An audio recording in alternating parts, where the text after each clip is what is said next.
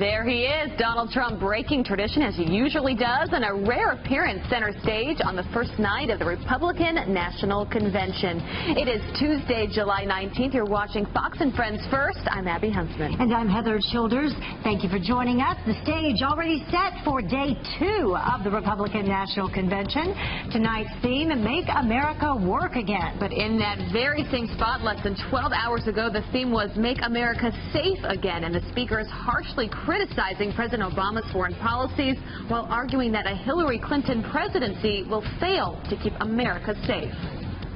A vote for Hillary is putting all of our children's lives at risk. Barack Obama and Hillary Clinton brought us ISIS and brought down Benghazi. I shudder to think how many times our flag will fly at half-mast if Hillary Clinton is in the Oval Office. Hillary Clinton has failed to stop the expansion of terrorism.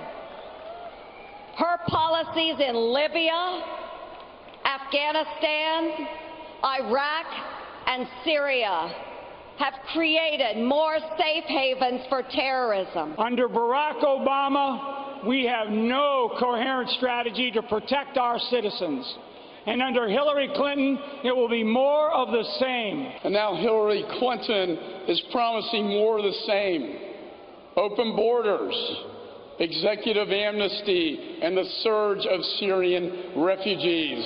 Over and over, Obama and Hillary apologized for America and allowed jihadists to spread like wildfire. We cannot afford Hillary in the White House again. Benghazi was about opportunities. Opportunities taken when we defied the stand-down orders, and opportunities squandered when Hillary failed to protect her people on the ground. I blame Hillary Clinton personally for the death of my son. That's personally. So, did they make their case? Joining us for a fair and balanced debate, GOP strategist Kathy Lynn Taylor and MoveOn.org spokesperson Karine Jean-Pierre. Thank you both for sticking around with us this morning, first of all.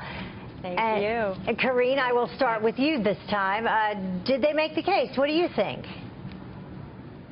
Look, I know, of course, I don't think they made their case. I mean, look, they said the same rhetoric that they've used over and over again, whether it was the president or Hillary Clinton. Hillary Clinton, 25 years, the president the last 8 years, so nothing new there. But look, last night, what we saw, like I said, was more of the same. On the eve of the Republican National Convention, there was a Wall Street Journal, NBC poll that showed 27% of the Republican Party didn't see the party positively. And so what happened is, like, you go into this convention, you're missing the Bushes, the McCain, and you're missing like big important leaders of the party. And so how are you going to unify the party if you're missing the leaders of the party, and like I just mentioned, and also you're continuing the same rhetoric over and over again. But and also you had folks, chaos on the floor of the party. And we'll talk a little bit about that too in just a moment. But Abby, some people saying that would actually benefit Donald Trump to not have some of those folks there. No, that's a good point. What was in unity, it seemed, Kathy, was the attacks on Hillary Clinton. We just showed that clip of Pat Smith, who lost her son in Benghazi, saying that she personally blames Hillary Clinton for losing her son. I mean, those are some very strong words against Donald Trump's running mate, or who he's going to go up against. They are strong words, but on the other hand, President Obama and Secretary Clinton have presided over an unprecedented rise in terror and violence in this country and abroad.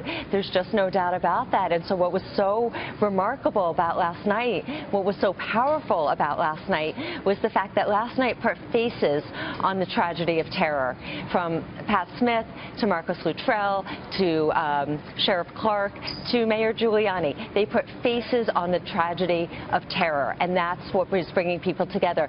The message out of last night was not divisiveness or vitriol at all. It was holding leaders now accountable. The message out of last night was unity. Every single speaker spoke about unity, calling for us to come together, to be compassionate, to love all Americans, one America. And I mean, Mayor Giuliani actually literally almost brought down the house when he said, when you call us for help, we don't ask if you're black or white. We come save you. That was an incredibly powerful moment, a moment of unity. It was a great night for the GOP. Karine, finally, as we wrap up here, obviously the theme was Keep America Safe again. Hillary Clinton, as Secretary of State, was a part of President Obama's administration for a period of time. Do you feel safer now than you did before?